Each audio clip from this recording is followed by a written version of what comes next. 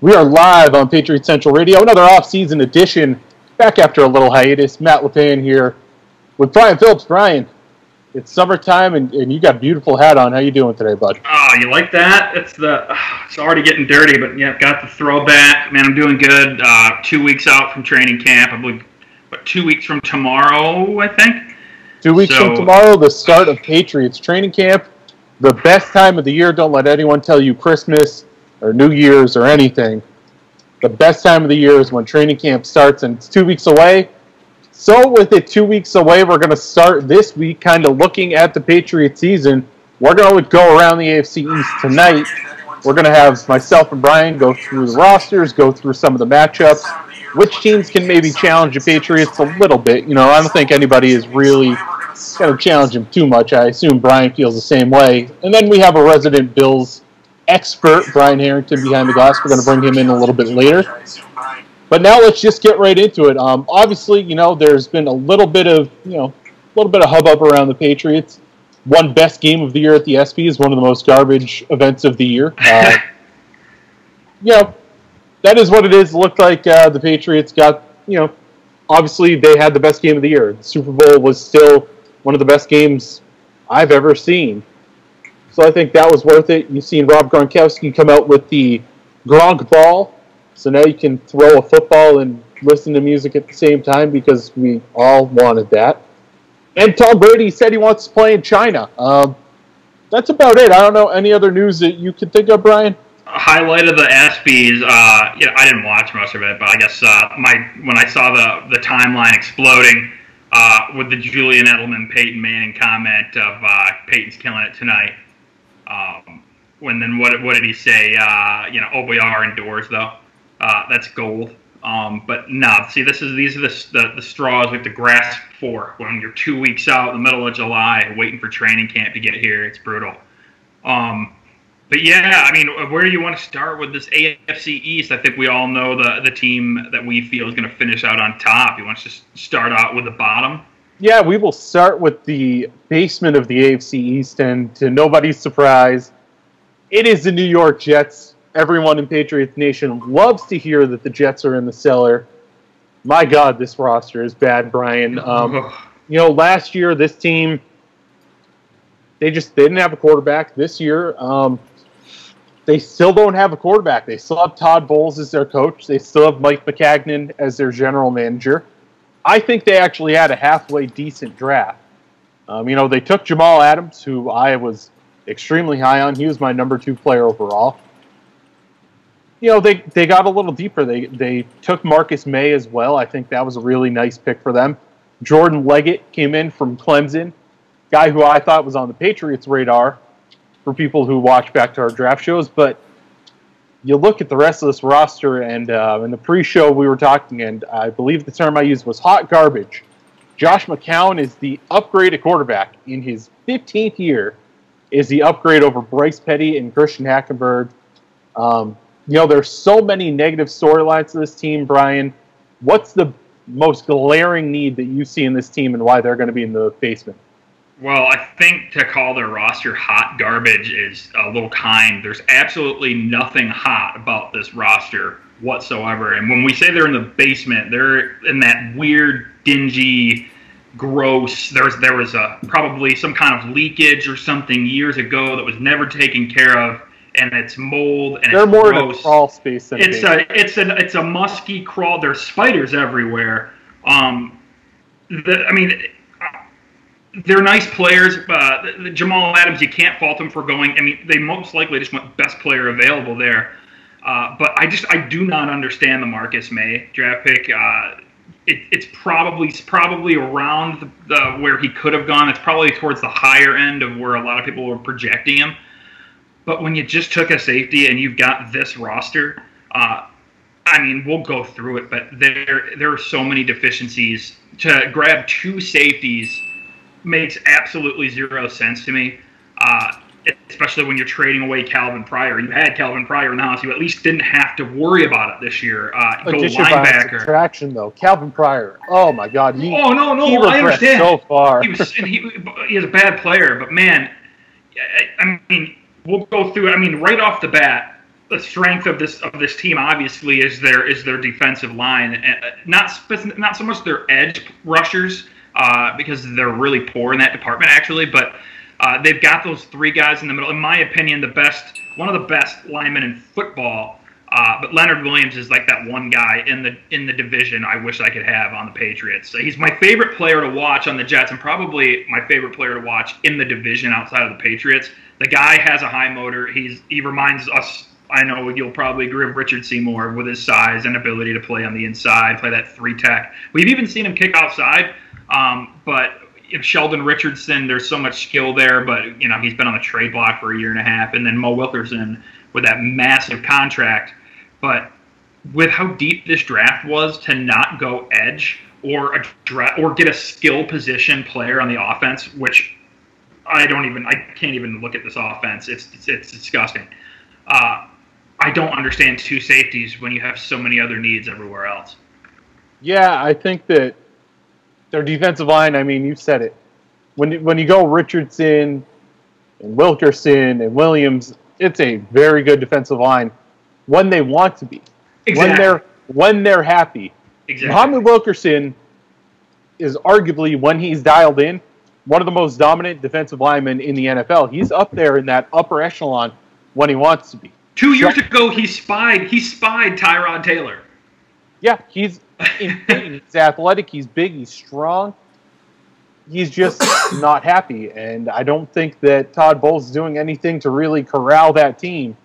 I think that they did make one halfway decent move. I'm giving them some credit.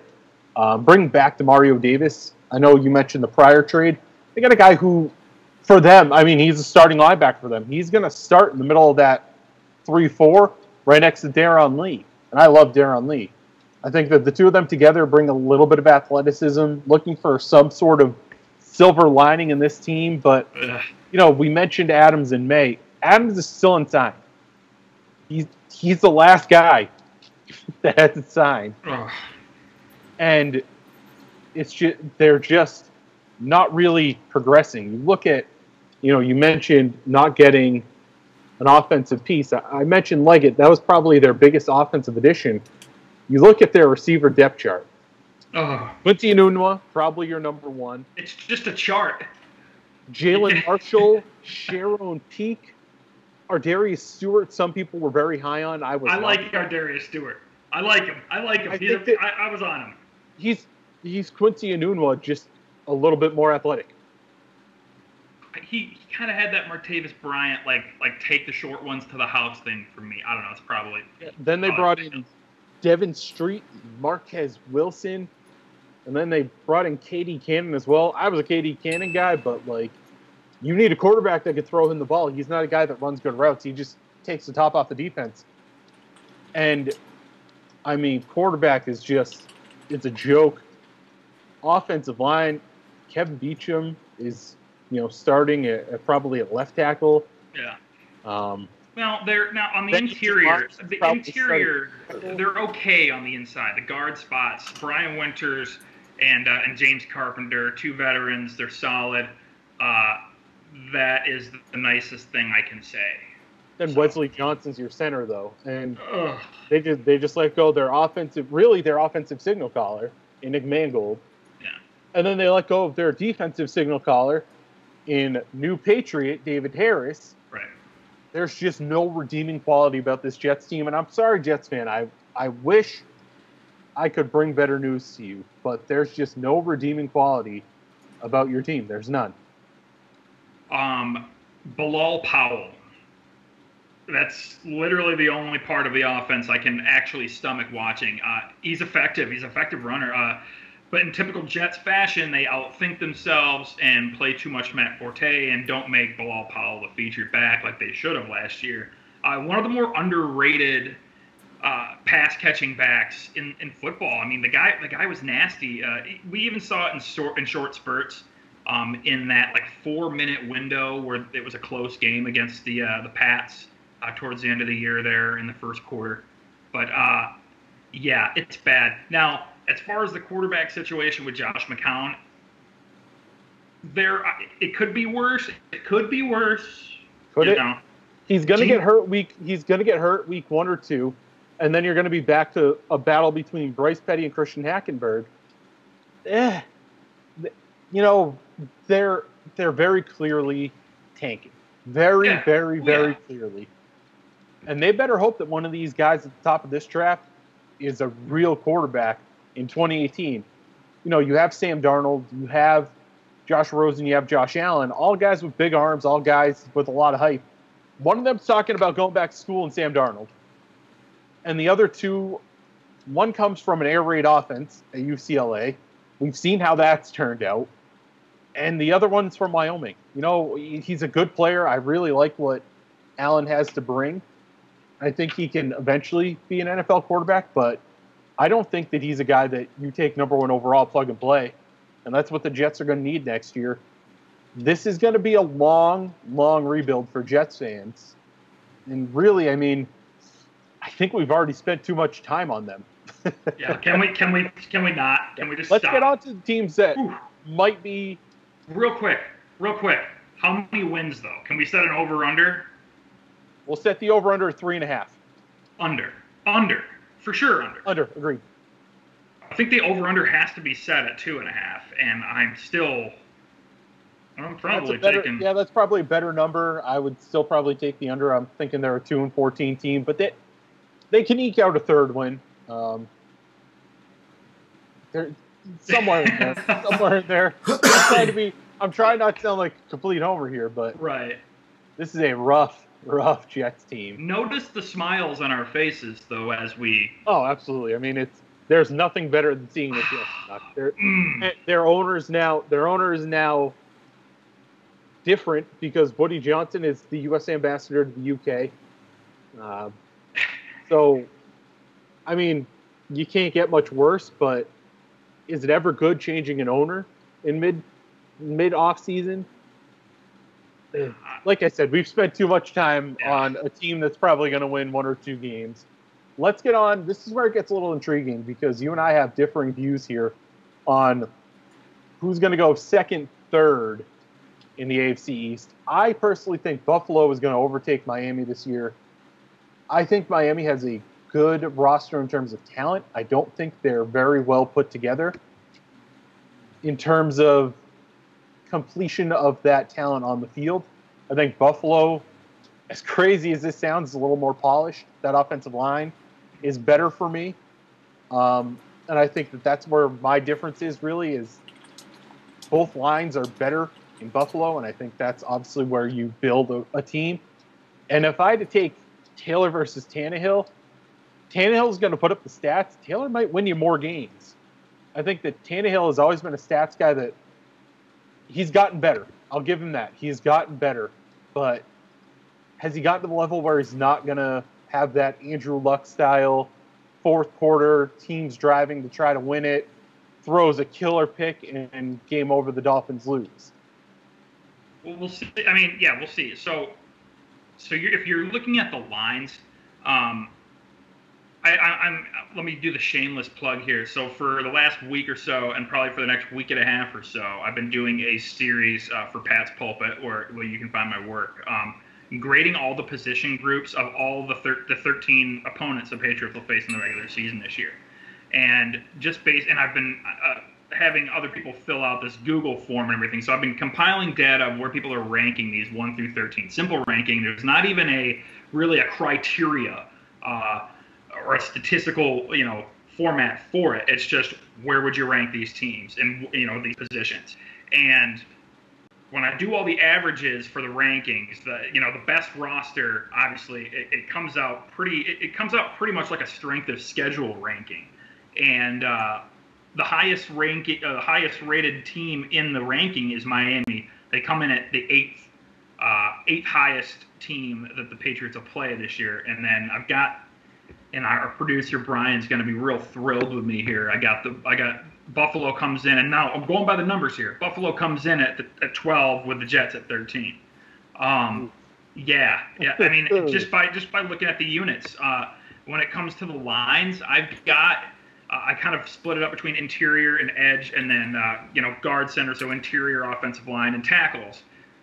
You're looking at the interior, I've got Buffalo 6th, and I've got Miami 9th. But that's because the Patriots play some seriously good interior offensive lines this year. I mean, they play Pittsburgh, they play Oakland. We know about their trio. And Walter Payton Denver, wouldn't get Carolina, drafted, Atlanta, you know, so in the 2017. It's tough to find. I don't tough sleep to find on a bunch more Buffalo. teams. Yeah, I don't sleep on Buffalo, especially interior line. You know that I'm a chubby chaser when it comes to rankings. Mm-hmm. You don't get much better than Eric Wood, Richie Incognito, and Sean Miller. Say what you will about Incognito. The guy resurrected his career. He's been a beast. He was really good against the Patriots, against a really good Patriots line. Wood has consistently been kind of a Pro Bowl to All Pro level. Miller's the guy who's battled injuries, but I think is really good on the interior. Keep your eye on Deion Dawkins. That's where I've been hearing a lot of that guy, and that'll come into Deion Dawkins is running. He's doing really. Everybody loves him. But see, now this is where Miami, I think, is a little underrated. They brought in Ted Larson, former Patriot. He's been a journeyman, but he's got 65 starts under his belt. He's solid. He'll be plugged into a left guard role. They're saying he has to battle Isaac Asiata. It's not likely. No. And then you've got Pouncey coming back, and all reports are the hip is finally okay. He'll be back, and bringing him in, the guy's a I'll three-time. believe it when I see it. Right, he's a three-time Pro Bowler. Hips are bad things to injure as an interior lineman. That's true. And you got Jermon Bushrod, obviously Tunsil's going out to left tackle. So, yeah, I give the nod on the offensive line absolutely to Buffalo. But when you look at the defensive line, the depth is where I think Miami kind of overtakes them, especially when you look at the addition of William Hayes. He may not believe that dinosaurs existed, and he might be a flat Earth truther. But Walter Payton wouldn't get drafted. He was one of the. Just a quick story. I covered the Rams. So we've gone off for a site I used to work for. He is one of the most entertaining interviews outside of all the crazy stuff. The man is just fascinating. Some of the stuff that comes out of his mouth, he says it and then looks like, did I really just say that? And then takes it back. I think that he was a pretty underrated addition. I know a lot of people in LA were surprised at the money he got, but he was a pretty good addition. But I look at that, Ryan, that pushes them over the top. I mean, Sue and Darius, you can call it pretty much a push on the defensive tackle position. When you look at the rest of that defensive line, Shaq Lawson's got a shitload of potential. See, now this is where I'm taking potential versus what's actually there. Shaq Lawson didn't play a full year, mind you. He debuted against the Patriots. He's healthy. We have Reggie Ragland, our first-round pick, back this year, didn't play. which is also going to benefit greatly at the middle linebacker position, which benefits the defensive line greatly. We actually have a safety now in Micah Hyde, who is one of the biggest signings we did this season, off-season. We finally have a safety. Look out for Jordan Poyer. Jordan Poyer is the starter for the free safety position. Micah Hyde, Jordan Poyer. Brian, let me ask you this then: Cole Anderson's for real? Is it a battle between Ragland and Preston Brown for that strong side linebacker? That's where the big battle is right now between the two, because Preston was the starter as of recently. Training camp. Preston's been the starter. Ragland's been impressing people. Really? Ragland, Frazier sees a lot of potential in Ragland, and Frazier's holding him back because he doesn't want. I mean, he got injured training camp last year. You know what I'm saying? Yeah. So I've heard a lot of good stuff about him too. I think Reggie Ragland was one of the best picks of the last draft, of the 16 draft, in terms of pure fit. I know he got hurt, so that was one thing, but Ragland's the kind of guy, I think that when you're going to plug him in next to a guy like Gerald Hodges, who, don't sleep on that signing, I think is going to be very big for them. It's not like Miami is all that far behind. Miami is also a pretty good group, especially defensively. I mean, Raekwon McMillan, that draft pick was terrific. You plug him in next to Kiko Alonso, I think they can do some serious things. And then obviously you have their edge players. Timmons Timmons is in his 11th year. He wasn't that good last year, but he's still a veteran presence, still a good body. And then we're also looking at people to sleep on. You want a run thumper. We don't know if Raekwon's going to step right in yet, but once Koamisi gets cleared with that spinal vertebrae fusion deal, that sounds really risky.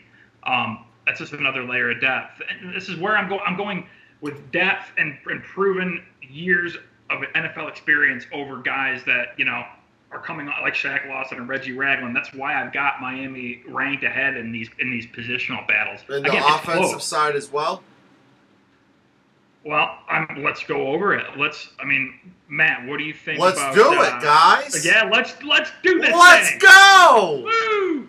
So I kind of give my thoughts. Running back unit. Let's start at the running back unit. LaShawn McCoy. That's a tough call. Yeah. That's a push. McCoy and Ajayi is a push. Are you because serious? McCoy, when healthy, is the better back. But he hasn't. Last year was a tough year for him. He didn't stay healthy. And then when you get past him, there's really not a whole lot. Them losing Mike Gillislee ended up being a really big loss. Huge. Because when you look behind Ajayi, and they're not, our backup, Devion Jonathan Smith Williams, was is a really better. good draft pick. Jonathan Williams is the reason why the Bills did not match the Patriots' tender for Gillislee. Jonathan Williams was a rookie last year, played extremely well.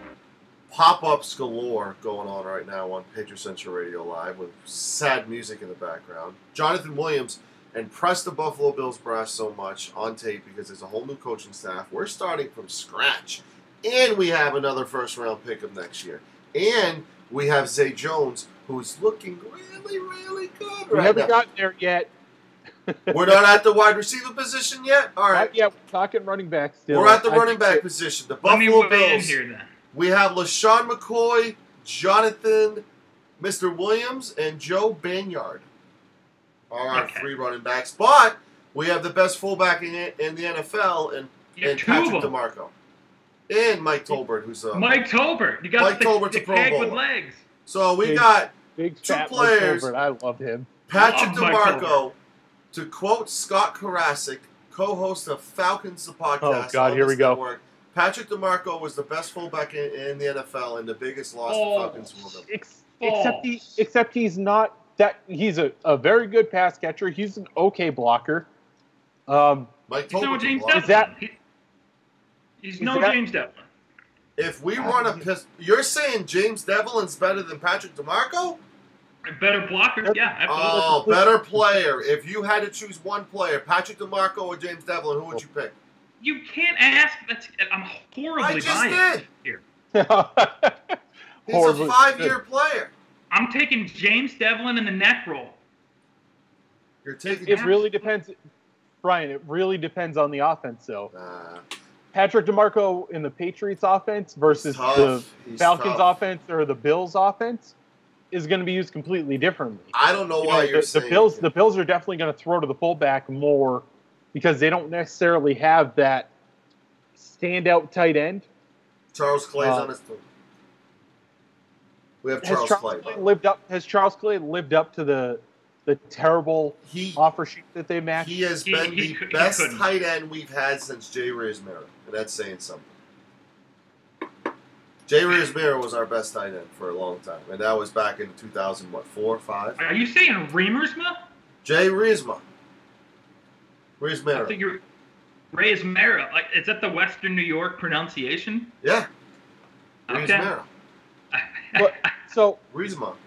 Whatever the frick his name. Getting back to the actual running backs.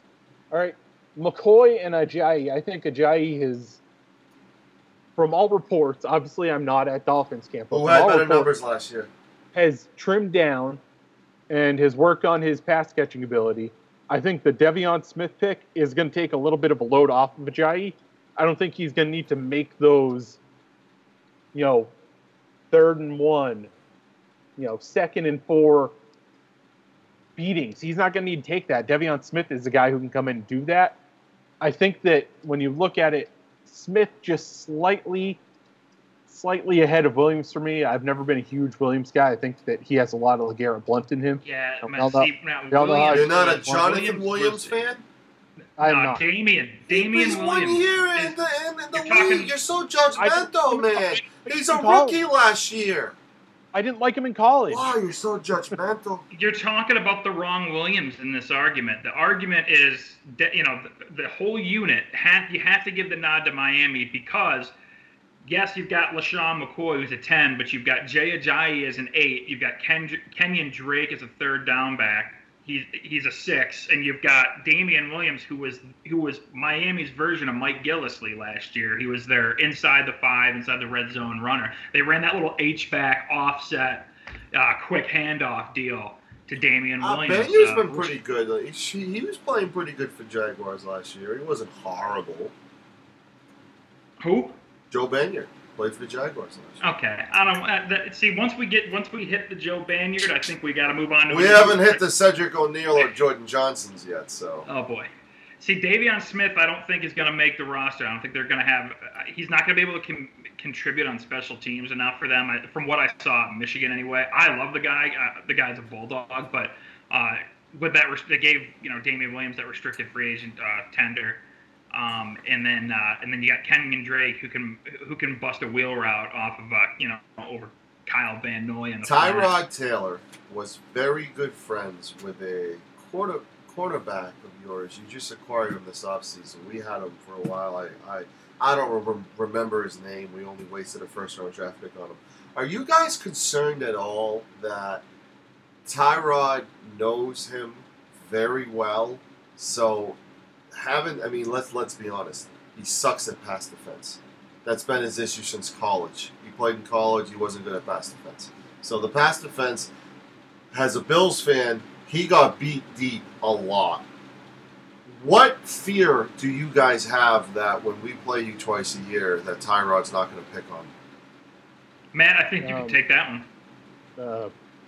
The reason he's not going to pick on him is because he's just not that good when you don't let him flush the pocket. Tyrod Taylor has improved, but when you don't let him flush the pocket and make people come to him, and he has to put those pinpoint passes on, yes, he's gotten better. He's not at the point where he's an elite completion guy. I think that, yes, he knows the weakness there, but I also think the way the Patriots kind of will scheme that up. Please line him up against Zay Jones. Please give him Zay Jones. Please. That's all I'm saying. Give him Zay. Feed him Zay Jones. Zay Jones will be a Malcolm Butler cover. Yeah, Zay Jones will be a Malcolm Butler cover. And guess what we have over the Zay top? Jones as well. And guess who's going to cover Sammy Watkins then? Guess who has the dilemma of going after Sammy Watkins then?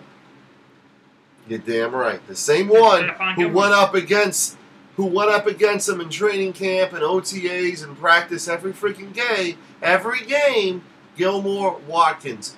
I like that. I like that matchup. Goes over the top, though. Yeah, it's not Corey Graham over the top anymore. It's Corey Graham's cut. We released Corey Graham. He's I'm talking out. about in years past. He's not even on this roster anymore. You're talking about last year in training camps. We got Gilmore against Sammy Watkins. Yeah, well, Corey Graham was presumably the guy over the top. It's no longer the case. A year later, we're talking about the same matchup, and you've got Devin McCourty over the top. It's a big difference. Yeah, the Patriots can roll over the top with Deron Harmon. They can roll over the top with Devin McCourty, whichever way they want to go with it. Right. But I don't think you're going to see Gilmore on an island, especially not against a team that knows his tendencies.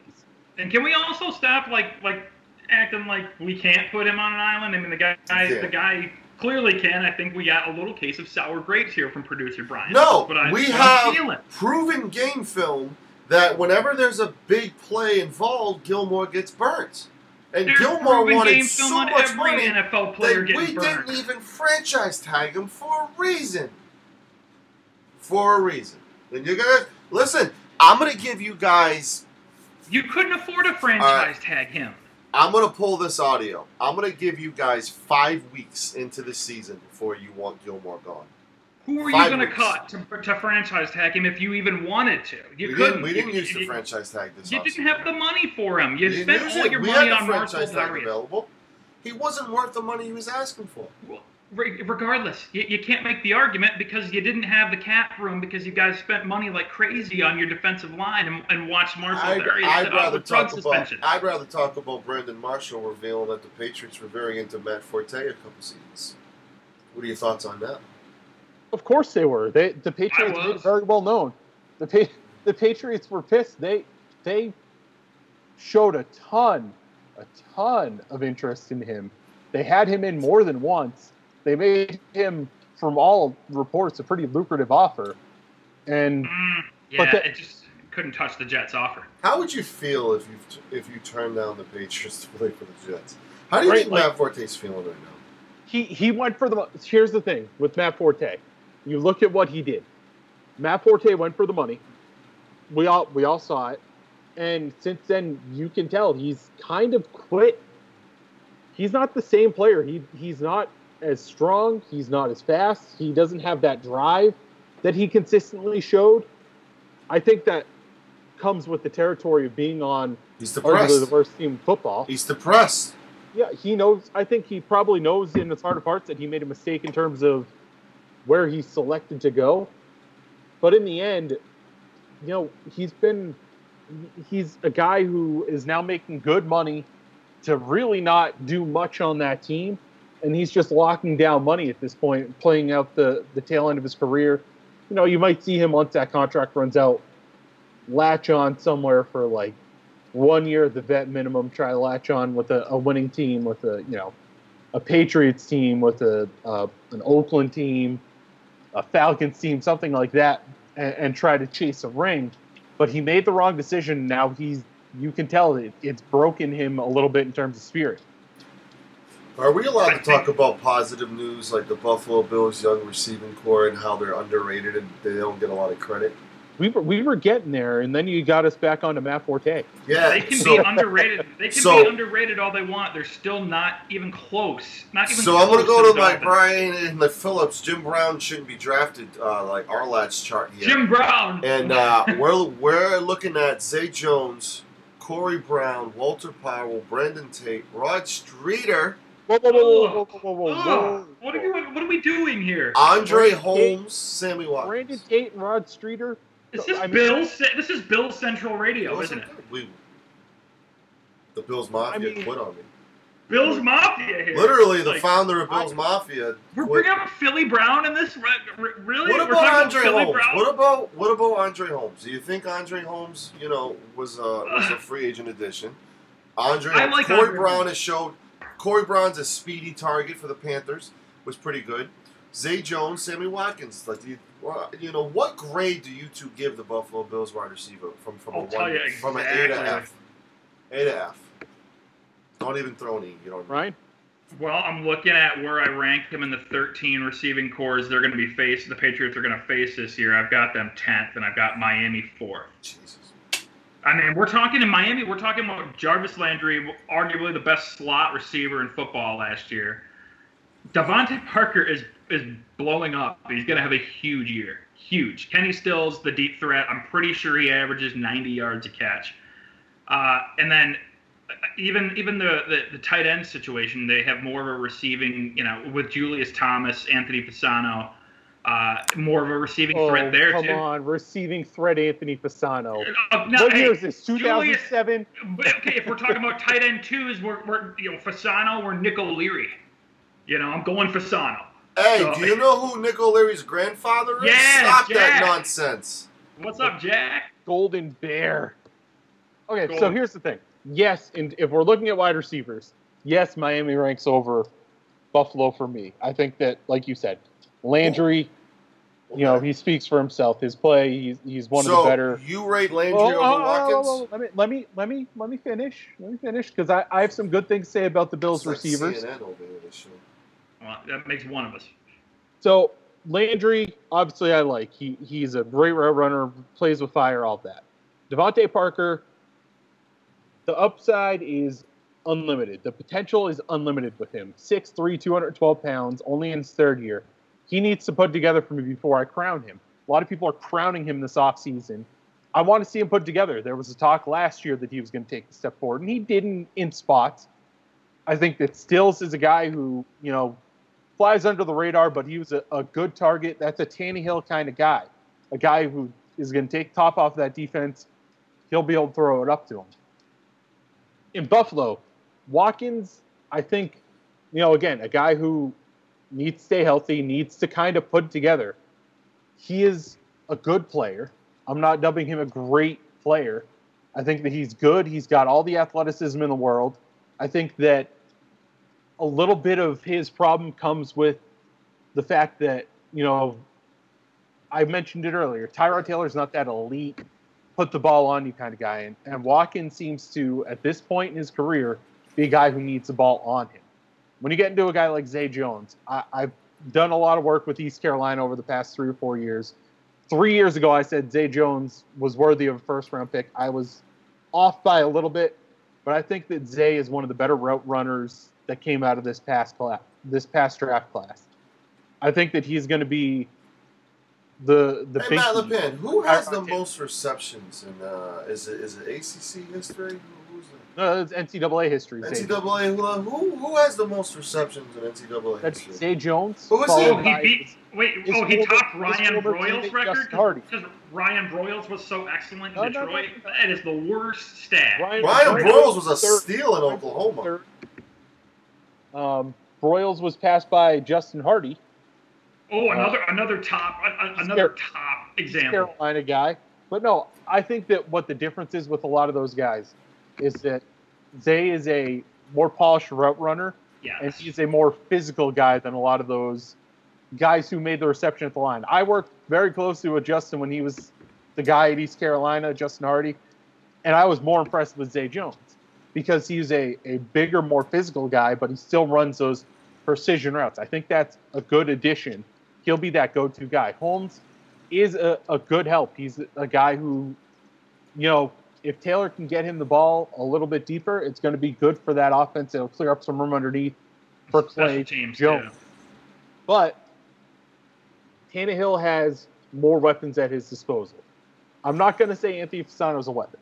But Julius I didn't say he's a weapon, but Julius Thomas and Anthony Fasano are clearly a better receiving duo than Charles Clay and Nick O'Leary. You can't convince me. Well, yeah, I just leave out Fasano and O'Leary in that, and I say, because you look at these teams are going to run 3 receivers. It's going to be... Isn't this like the third time Fasano's been on the Dolphins? Who? You know what?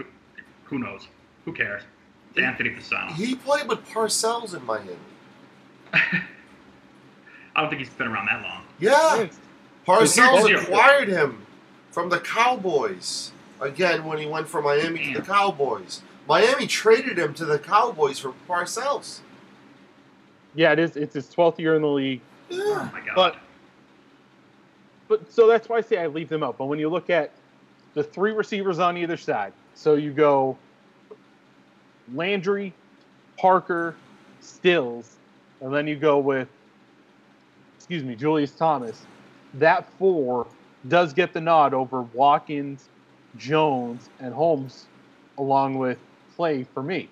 I don't think we can act like it's so close, though. I think there's a gap. No, there. There's a disparity there. There is. I agree with you. I'm saying I take the Dolphins receiving options. I take the running back as a wash, quarterback slight advantage to Buffalo. That's why I take them slightly ahead of the Dolphins. I think these are both 500-ish, 9-7 teams. We're completely ignoring the secondaries of both teams. We've got to talk about the secondaries because that's where the big difference is, and that's where you're going to see that you're clearly, unequivocally incorrect in your ranking of the AFC East, Matt. It's got to be Miami too. There's so much more talent in that secondary with Rashad. You look like a Dolphins fan. You know that? That's what I've been. You've been on this show for like 12 weeks. Now I roster figure it is out. bad. You look like a Dolphins fan. That's what I finally figured what he looks like. I want the Bills to be second best in the AFC. I do, but the roster is bad. Aaron Williams is gone. You brought Micah Hyde in. I like Okay, so you think Aaron Williams was productive for us? What, Aaron Williams, Corey Graham, Jordan Poyer, Micah Hyde. I'm not seeing a massive jump here. Micah Hyde's a really good addition. He was really good for Green Bay. Okay, we'll see about Jordan Poyer, but when you're putting them against Rashad Jones and T.J. McDonald, and don't rule out Cole Anderson. He played for the Cole Anderson's not a scrub either. And then you go to a corner, you've got Byron Maxwell, who everybody loves to rip on. Had a great year last year down the stretch. Specifically, he wasn't thrown at a ton. But Xavier Howard's going into his second year. Can't judge Tre'Davious White yet. He's our first-round pick. Again, he's a rookie. Exactly. And we're talking about Ron Darby, who in his second year took a step back. He had a great first year, took a step back last year, needs to improve again as your number one. I mean, and then after Tre'Davious White, it's what, Sharice Wright, Kevon Seymour. Kevon Seymour was pretty good. He was pretty good, yeah. But this is where there's such a big disparity between the talent level on both rosters. It's really not that close. What about the linebacker position? We got Roman Humber, we got Matt Milano battling out right now, Gerald Hodges, Rich Ragland, Preston Brown, Lorenzo Alexander. Lorenzo Alexander he had 12 sacks last year. Lorenzo Alexander had the luckiest sack total in the entire league. He had 12 sacks last year. He had 3 of them were within a yard How of the line of scrimmage on cleanup. Oh my God! Lorenzo Alexander was the biggest outlier in John Ledyard's contextualized sack production metric last year. The guy, he was a special teamer for years, and all of a sudden comes on the scene, gets a couple of cleanup sacks, and now it's Lorenzo Alexander Central over here. He had 12. I'm sorry. Sacks. He had 12 more sacks than you last season. So. He did. Yes, he did. But man, but they're easy. Listen, if I had a former player on right now, he'd be cussing at you. There's no such thing as easy sacks in the NFL. It wouldn't make him correct. He can cuss all he wants. There's nothing in the NFL. You're probably the same person who thinks wrestling's fake. There's no easy sacks in the NFL. All right. I'm just trying to separate being a fan from being from trusting the facts. We got to separate. I think you got to respect the fact that he got 12 sacks last year. I mean, you're saying you want to separate that too. You mentioned Xavier Howard when we were going back to the defensive back group. Who? The facts with my eyes were that he wasn't very good. No. But if we're comparing him as a rookie who. And the guy's a talented guy. He wasn't that bad last year. He really wasn't. And they're already talking rave reviews about how he looked, obviously without pads and everything in passing camps. He's completely healthy. He had a little Allen was good in passing camps too. Can you compare the number between Darby and him, who had a better year last year there, Brian Phillips, on your little big board up there? Well, let's take a look. Let's take a looky. I'd say Darby's a better player than he played last year, and I would call... but you can't put. You have to put Darby also had it. Maxwell. He was. We're talking about number ones here, and number twos. Right. I'd say that Maxwell has a slight edge, and I got on you. Maxwell was a top 10 corner per. Darby was a rookie last year, guys. Darby was a rookie 2 years ago. Was he a rookie last year? 2 years ago. Third year in the NFL. He had a bad sophomore year. So I got on you about that, and I'm being a hypocrite because I am looking at it as I was one of the biggest Tre'Davious White fans in this draft. I think that he is a day one starter in the NFL. Ability to eventually be a number one. I think that he is better already, will be better already than Xavier Howard. Again, I got on you, and I'll call myself out for being a hypocrite on that. Byron Maxwell was a top 10 corner per PFF last year. He ranked ahead of guys like Marcus Peters, Richard Sherman. Okay, but use your eyes. Use your eyes. Don't use PFF. Is he better than Richard Sherman? Of course he's not better than Richard Sherman, but if we're talking about, you told me to put him up, Ronald Darby up against Byron Maxwell, and you said you'll give Byron Maxwell the slight edge, is what you said. Yes, because I think that, I think that Darby had a down year. I think that he's a better player than that. I think that he will be exposed by some of the bigger guys, but I also think Maxwell faces problems against some of the speed guys. I think that their strengths are opposite. I'm giving you Maxwell. Yes, I think Maxwell is better. I think Darby is going to look more like year one Darby than year 2 Darby. We're looking at 85.9 grade down to a 62.7. There's got to be there. Even if he goes up to a 75, that's huge for Buffalo. We can all agree on that. Even if he plays at that type of level, but if he gets anywhere near, like you said, anywhere near rookie, yeah, you're looking. It speaks. I mean, and then what you think Tre'Davious White can do, it speaks volumes for what that secondary could be. But there's a lot of coulds on the Buffalo roster. That's my problem. They have so much potential, but there's so much could this happen. Shaq Lawson, Reggie Ragland, Tre'Davious. You've never seen this team on the field with Coach McDermott, so you can't really. That's kind of what he's getting at. Is right. Is Brian's ranking what he has seen already, where you and I both ranking more of the what can be, a lot of the unproven. You haven't seen it, so the Bills are suspended from the conversation. Have a good night. Hey, well, I was going to say, if that's the case, then we'll see in February. But have we even talked about Cameron Wake? I don't think we've talked about Cameron Wake. The guy's playing like he's 24 years old still. We canceled out. We agreed to cancel out Ndamukong Suh and Marcel Darius, right?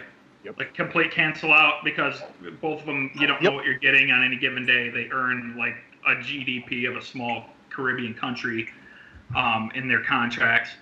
But I don't know. There's every team has that. I think we could be this if this happens and this happens here, here, and here. But I just see so many more of those question marks from Buffalo's roster. Again, could Tyrod Taylor being better than Tannehill, in your opinion, is that gap big enough to close the gap and make it closer?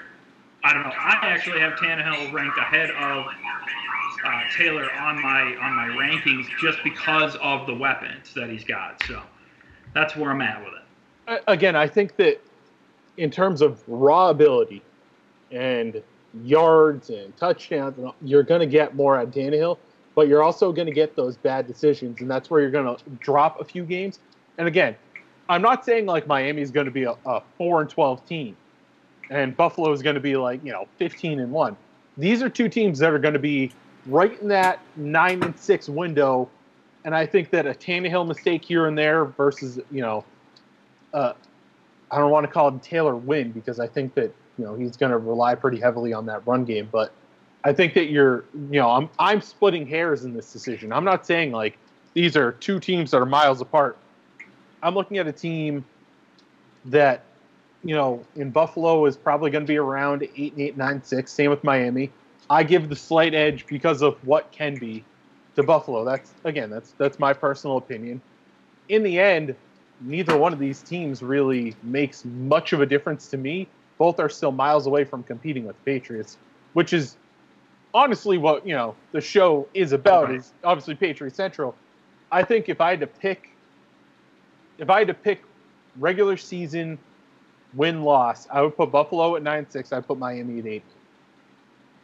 9-7. Right? 9-7. No, they're only playing 15. I was like, yeah, that'd be pretty sweet for the win percentage. But so I think we're going to see a lot of that around the AFC. From what it looks like. Again, with parity the way it is in the NFL, I think in the AFC West we're going to who the Patriots both the AFC East and the AFC West play each other this year.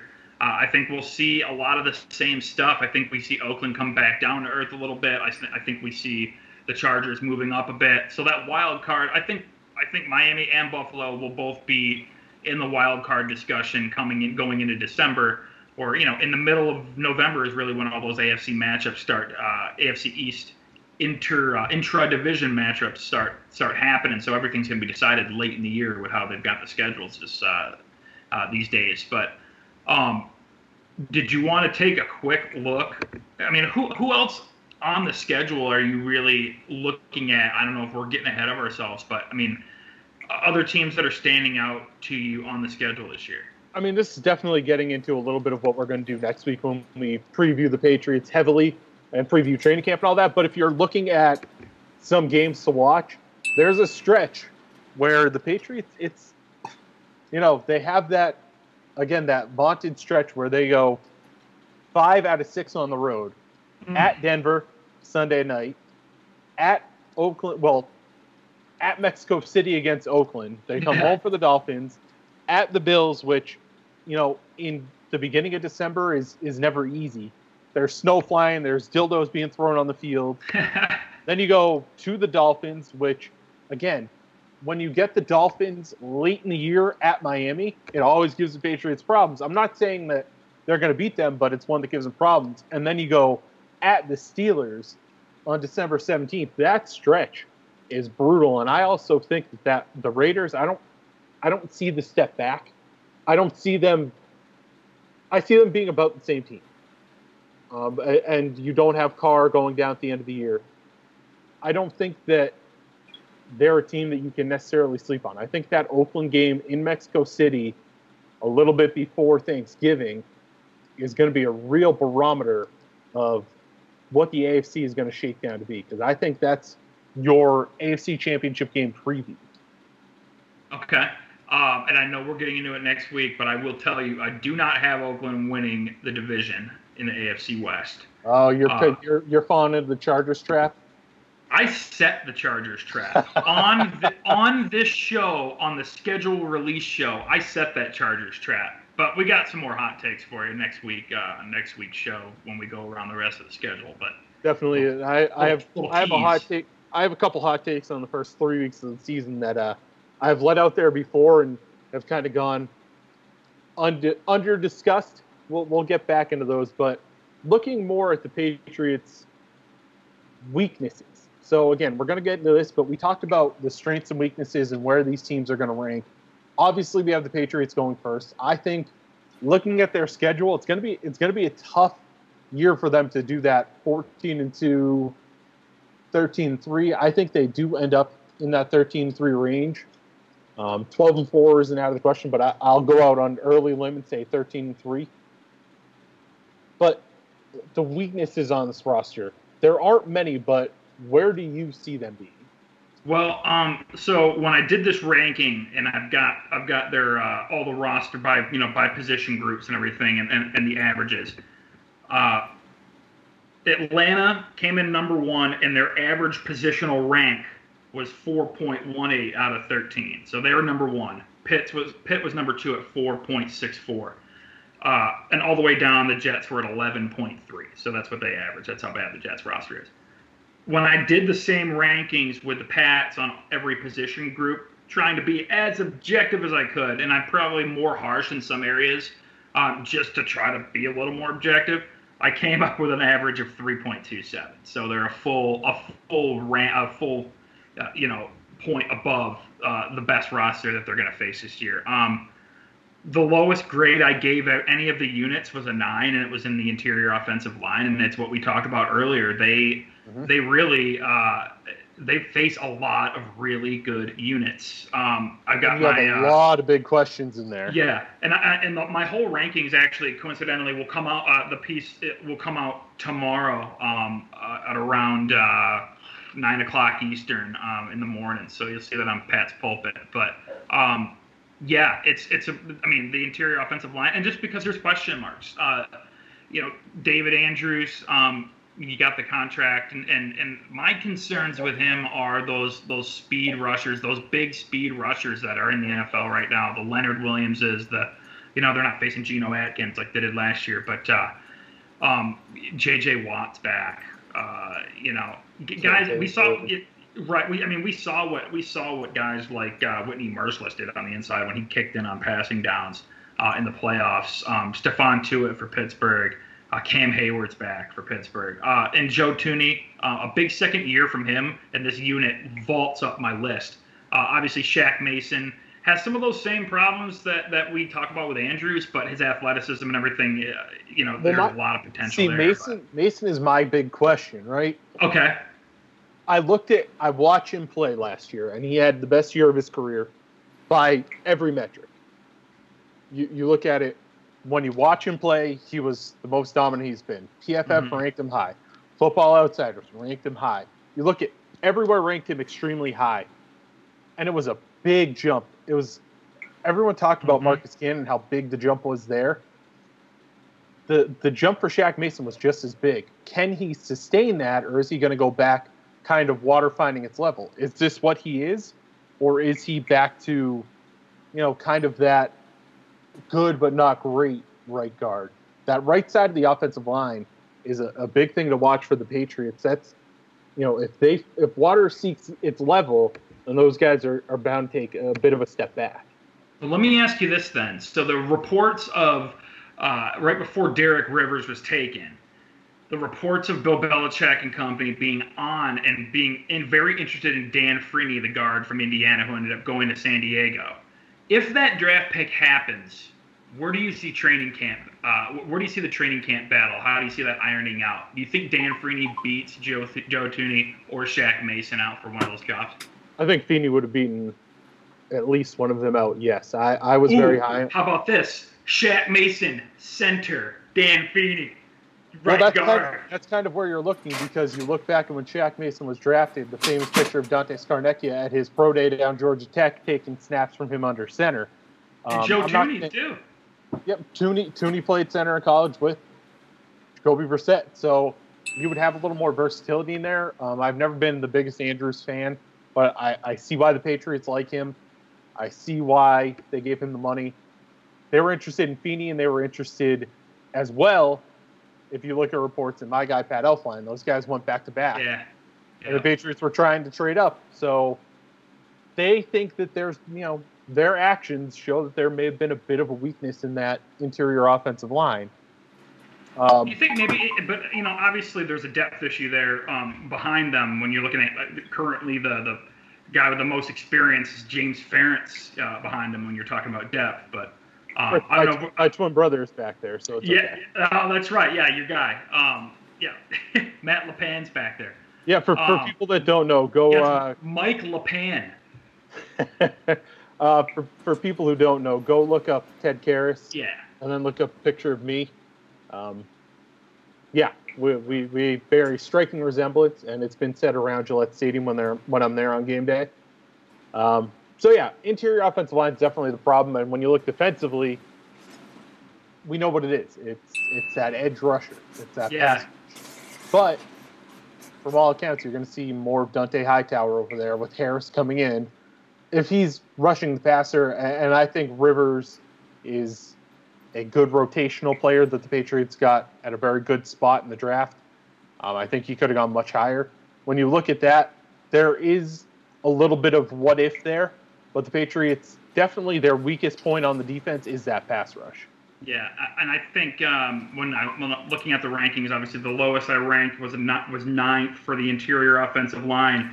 The next lowest ranking I gave them was 7th for the edge rushing department, and that was because the Patriots are facing some good edge groups this year, but again the inexperience of Derek Rivers, we don't know what his role is going to be. Obviously Trey Flowers I included in there, but Nink didn't have a great year last year, and he's getting old. And Coney Ely, there are some question marks for me with Coney Ely. I think it's a nice addition. We'll see where it goes. I'm not head over heels about him, but I am so intrigued with this Dante Hightower stuff, and it really gets me thinking that I have no idea if you gave him, let's say 75% snaps with his hand down rushing the passer for the entire season, and spent an offseason working on his pass rush moves. How many sacks would he accumulate? The guy's so effective. It's an intriguing thought, but I love the thought of his addition to the edge group just on those passing downs. Absolutely, and we're going to get into that more next week. Next week we're going full bore on the Patriots, previewing training camp, and then 2 weeks from now we'll have a show on the eve of training camp. Brian, you kind of teased what you were doing there, but where can people follow you to see what your work is? Yeah, at patspulpit.com for SB Nation, and then you can find all my stuff on Twitter. My handle is at @bphillips_pp for Pat's Pulpit. Again, doing this positional ranking series all week. Just finished up with the defense we're moving on to the offensive units that the Patriots defense is going to be facing this year. So we got interior offensive line coming out tomorrow, and then I'll have tackles up either this weekend or Monday. So catch it on Pat's Pulpit. That's a great read. Make sure to go check that out, folks. For me, I've been heavy on draft. I have my top 50, my offensive positional and defensive positional rankings out on Pro Football Central. You can check that out. I'm heading to American Athletic Conference Media Day next Monday and Tuesday. So follow me on Twitter at Matt_LePan. I'll have some good stuff from there. Talking with players, talking with some personnel and all that. And other than that, you can follow us at Patriots Central. Hey, what do you think? Patriots I come on Central this show Twitter. for some Swedish fish or something? What is this? I don't get a chance to do a plug? I was getting to you.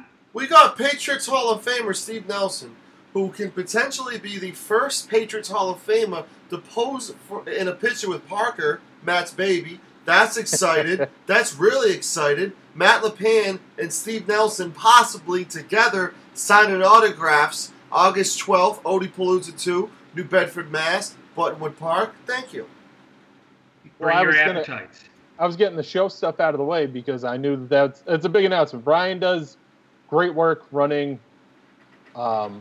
Really, he's saving the lives of dogs. He runs a dog rescue, and he does a tremendous job. Odie-Palooza, look it up. A lot of food trucks, a lot of music, and a Patriots Hall of Famer. So make sure to check that out. And make sure to check us out next week back on Patriots Central Radio.